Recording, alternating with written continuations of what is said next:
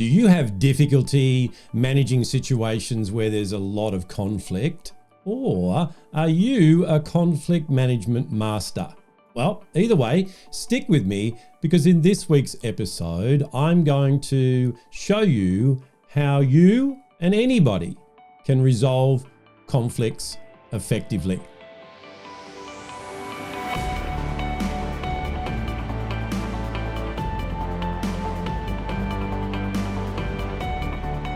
Hi, this is Grant Herbert, Emotional Intelligence Speaker and Trainer of the Year and Master Coach Trainer. And today I want to continue our conversation around communication and conflict in our quadrant of relationship management by teaching you a proven conflict resolution process. Over the past few weeks, we've looked at what conflict is and why it actually exists. We've looked at the fact that it's inevitable, it's always going to be there.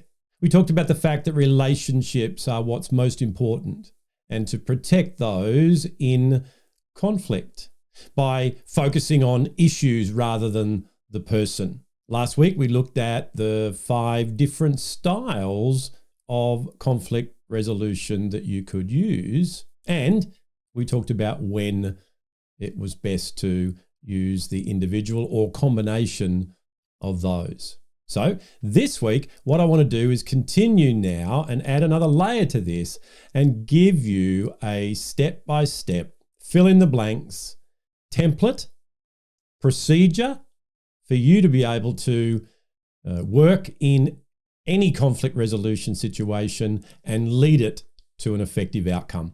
I don't know about you, but I find it so much easier when someone gives me a template, someone gives me a system to follow.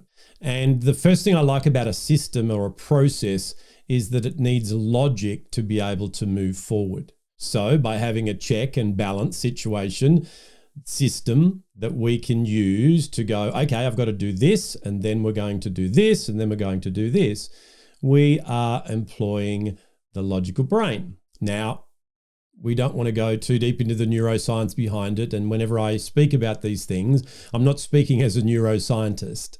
And we do know that the brain all over works on different situations and many parts of the brain get involved.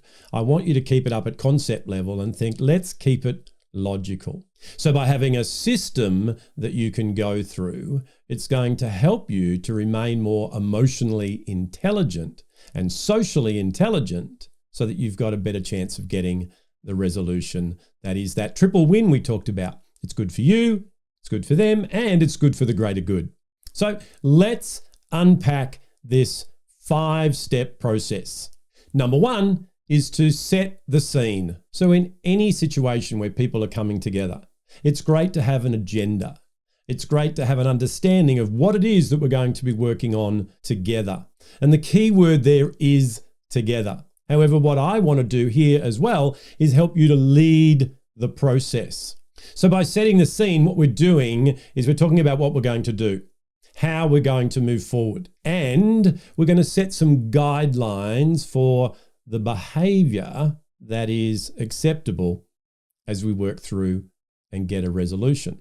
It's also an amazing opportunity in setting these guidelines to get the first level of agreement. So the whole purpose of conflict resolution and negotiating a positive outcome is getting each other to agree on little things along the way. So what I would do is I'd say, okay, so here's what I'd like to put forward as a way that we can work through this situation, and then lay out some guidelines.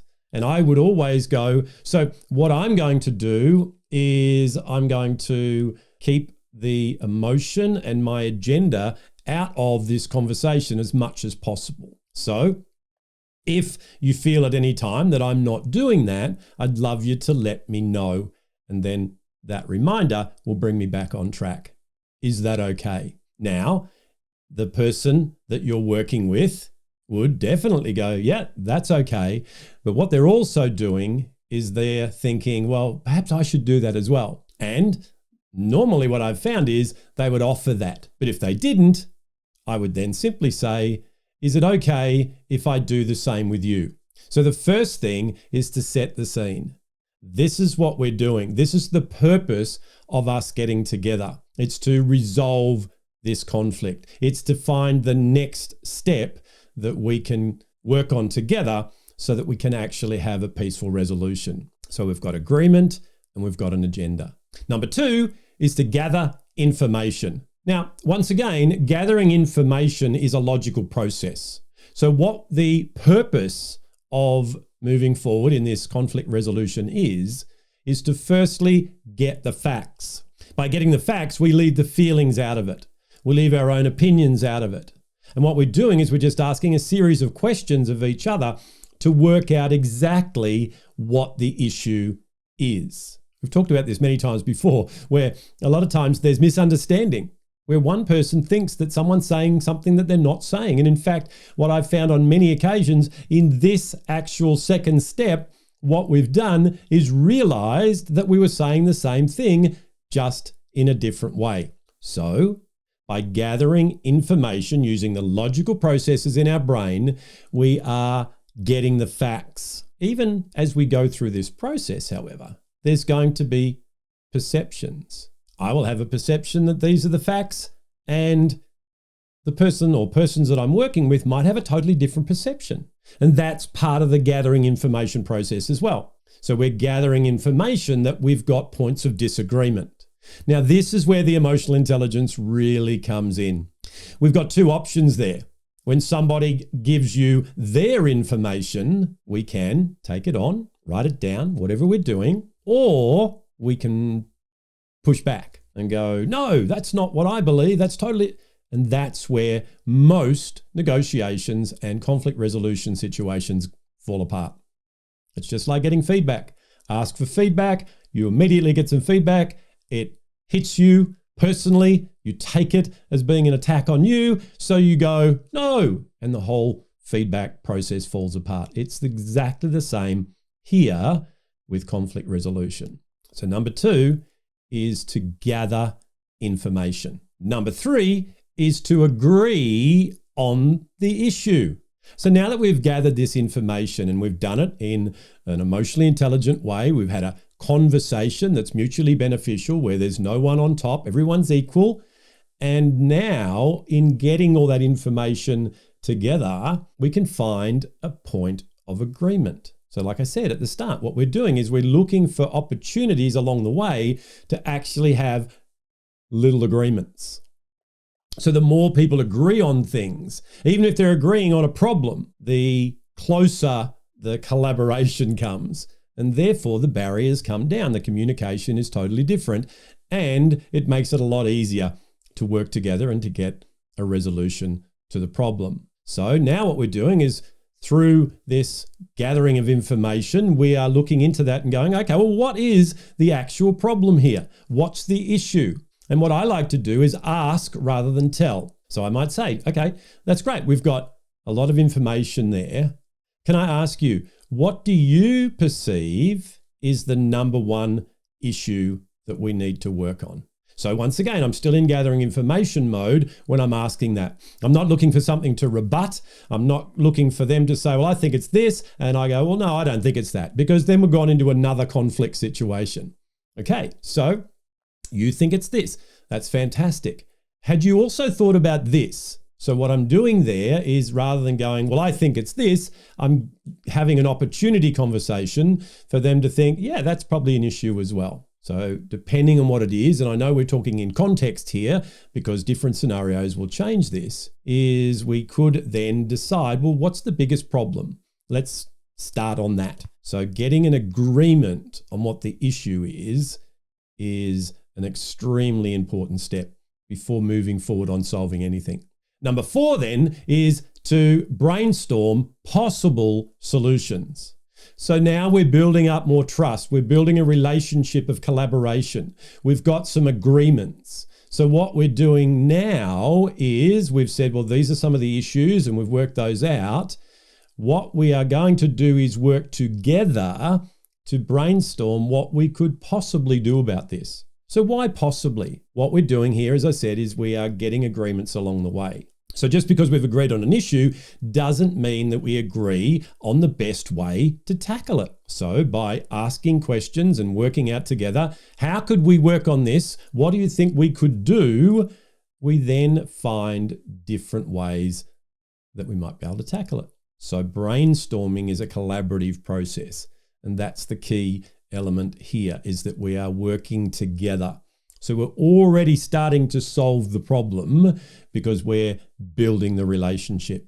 Number 5 is to negotiate the solution. So now that we've brainstormed some possible things that we could do, now because we are in a state where when it's not highly emotionally charged and we're working on this together, we're collaborating. Now we're going to get agreement on what the solution is. Now, this may not be the best solution, but what we want to do is we want to start moving forward. We want that agreement to say, let's start on something. This is where, as a leader, I've had to learn that sometimes just because I think my way is the best way, it doesn't mean I need to do it that way. If I see that their way is actually going to achieve a moving forward, then I will, a lot of times, say, hey, that's a great idea. The reason I say this is that if the people you're working with are the drivers of what we're going to do moving forward, then there's more opportunity that they will actually do what they say they're going to do. Let's face it, we're humans. We all want our own way. We all have our own agendas. We've talked about that in previous weeks about why conflict is even there. So at this point, we've got a massive opportunity to put ego aside and go, hey, yeah, let's start working on that. So there you have a 5-step process. Now that we've got a solution, we've got something that we're going to work on together, it's a matter then of putting that in a framework and going, okay, and reverse engineering it and going, so what's the first thing we need to do? So we've got our goal that we want to achieve. So we go, how are we going to do that? And we map that out and we work out who's going to do what. The other thing we do is work out, how do we know when we've got there?